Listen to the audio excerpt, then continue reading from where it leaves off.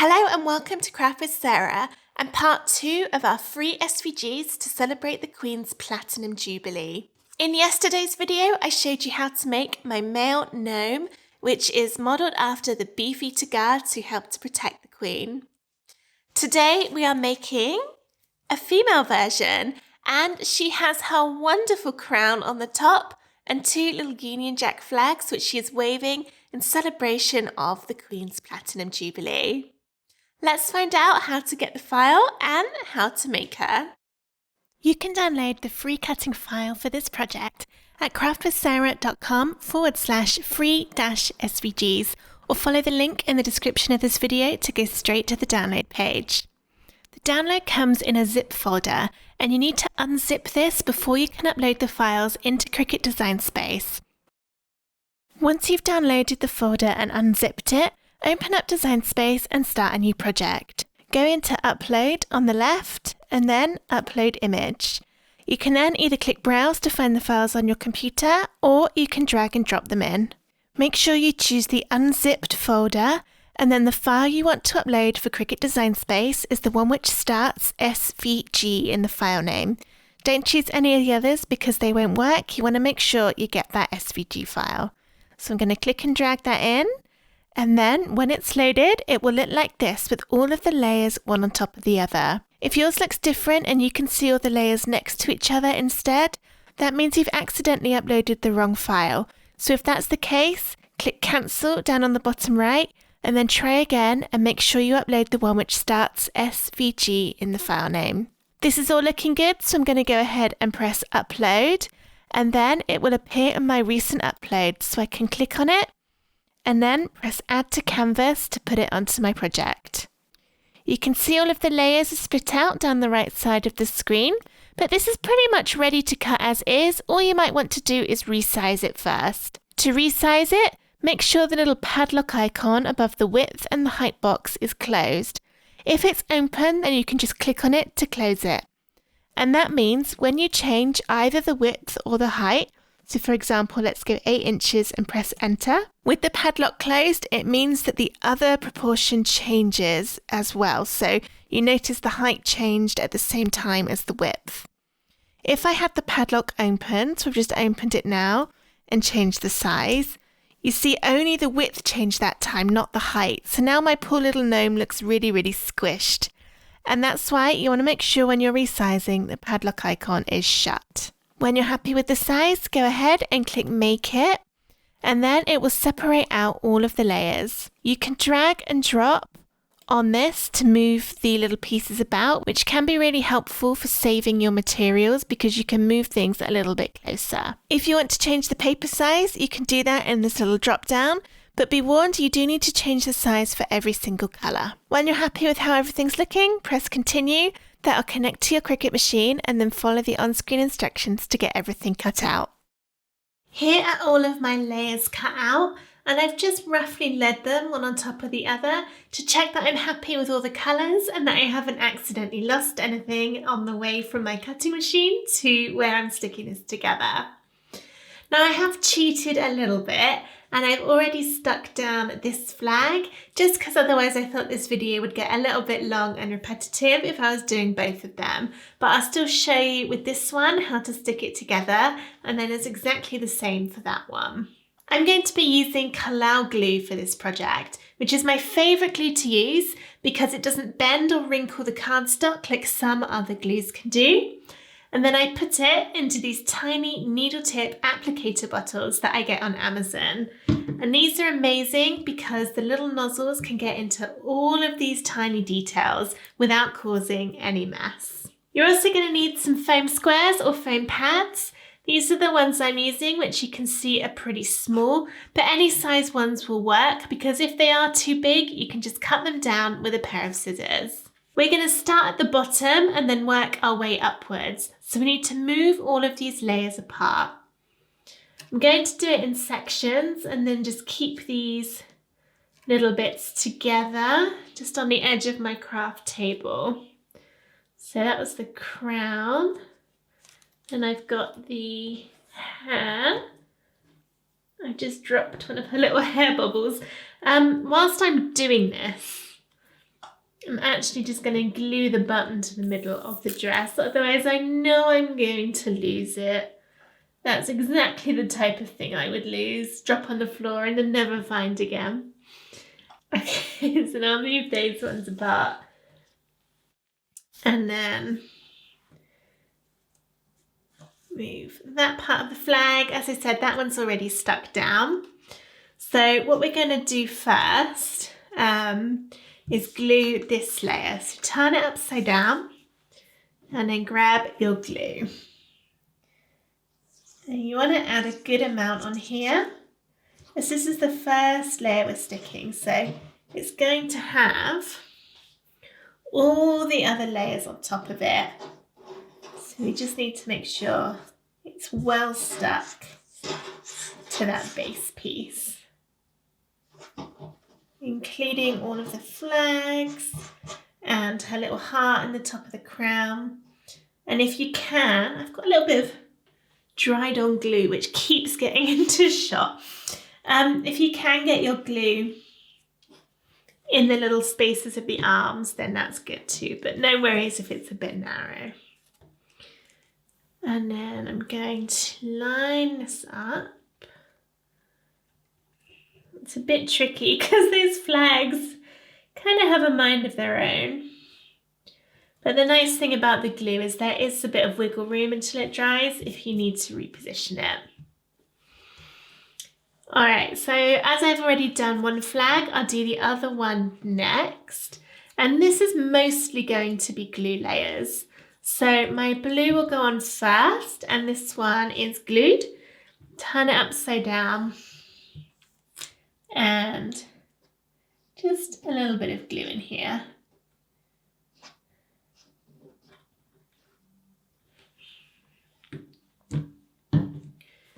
Okay, I need to carefully pick it up. Stick that on there. And then the next layer is the white one, which again I'm going to glue. Turn it upside down and add the glue.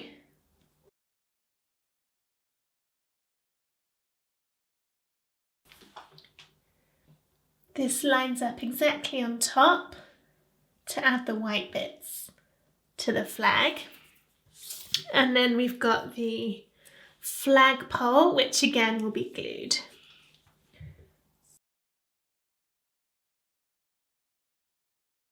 There. For the hand, I'm going to use my foam squares to give it some dimension, to make it look like those fingers are really wrapped around, oop, throwing it away. Oh dear. To make it look like those fingers are wrapped around the flag. There. The next layer to add is this one, which makes up the top part of the body. And there's my little button that I glued on at the beginning. This is a foam square layer. So turn it upside down and we'll add the foam.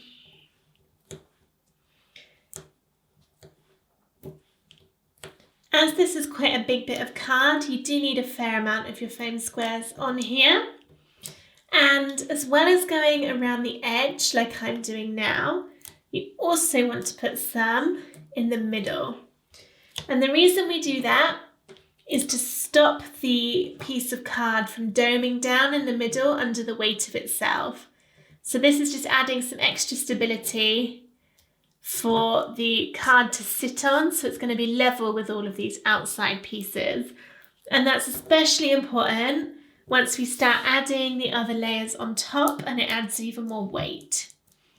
So definitely take the time to put your foam squares in the middle as well as around the edge. It always takes me ages to peel these tops off. Luckily my nails are quite long at the minute. Whenever I try and make these just after I've cut my nails short, it's a nightmare. Okay, so I'm going to line this up and then gently drop it down without putting any pressure down. And that's because if I'd missed and it wasn't quite lined up, I could pick it up and move it without damaging anything. But that's looking good to me. So I'm going to push down to get all of those foam pads stuck. The next layer is this solid red one to make up her skirt, and this is a glue layer. So I'm just going to add this glue on the back. And included in the download folder for this free SVG, there's a PDF called Assembly Guide, and that contains little pictures of every layer, and it tells you the order in which you should stick them in and whether to use glue or foam for each of them. And this layer as well, this red one, is another glue one. And all of my SVGs, both my free ones and the paid ones in my shop, they all come with an assembly guide just to give you the instructions on how to stick it together, because I know it can be confusing, especially when there are loads of layers, which, to be fair, my designs do tend to have. But that's what makes them fun, right? All right, she's looking snazzy there. Let's give her some shoes. And I'm actually just going to add the foam straight on there.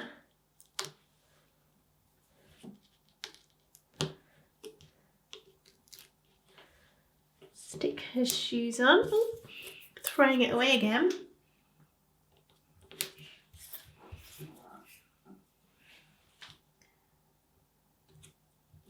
Next is the hair, and I've got these two tiny little hair bands on the pigtails. So I've put them there, and it's white on a white background, so I'm going to try really hard not to forget them. Right, this layer, the solid hair, will be a foam layer.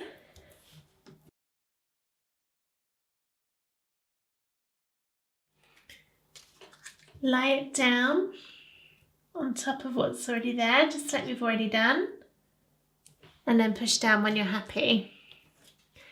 Next is the detail layer that makes up the braids or the plaits in her hair.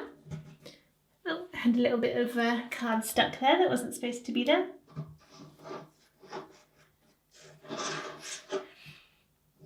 These pigtails are quite narrow, so just take your time with the glue.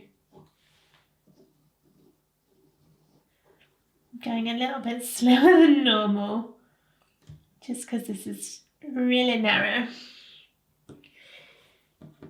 And then I will stick that on. Okay. And I'm not going to forget those hair ties. Just a tab of glue. You could use foam for this if you want to, but I think glue will look just fine.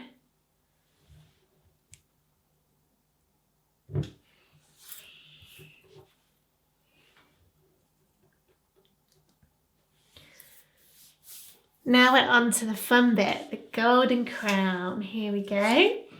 And then this is made up of 3 layers, and the bottom layer is going to be foamed. Did you notice how I kind of left a dramatic pause then? Like, this layer is going to be foamed. I don't think it was as dramatic as I thought. Get these tops off of the foam pads. Oh, missed one. And then stick it down. And then the next layer is the thicker one that we've got of the crown, and this is a glue layer. I don't know if you can see, but I've used 2 different shades of gold for these. So they're both metallic card. They've got a lovely sort of pearlescent sheen on, And when they're layered together and it catches the light, that's going to look really pretty. So this one, glue. There we go. Oops, dropped it. Stick that one on there. And then the detailed one is another glue layer. Even thinner, just to make it that little bit more difficult.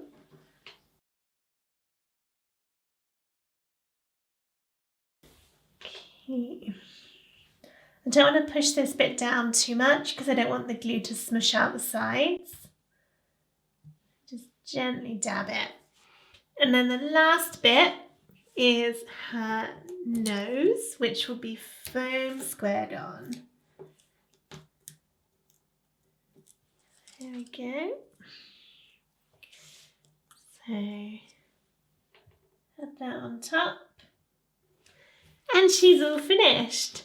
So our lovely little Queen Jubilee gnome is all ready to go and celebrate and have a wonderful time at a street party or a garden party or wherever it is that she's going off to have fun. I hope you enjoyed this video on how to make this gorgeous little gnome to celebrate the Queen's Platinum Jubilee. Don't forget there's also a matching male version with our little Beefeater guard gnome, and they make a wonderful set when displayed together for all of your Platinum Jubilee celebrations. To get the free SVGs, head to craftwithsarah.com/free-SVGs. Thank you so much for watching, and I hope to see you next time for some more Cricut Craft tutorials. Bye!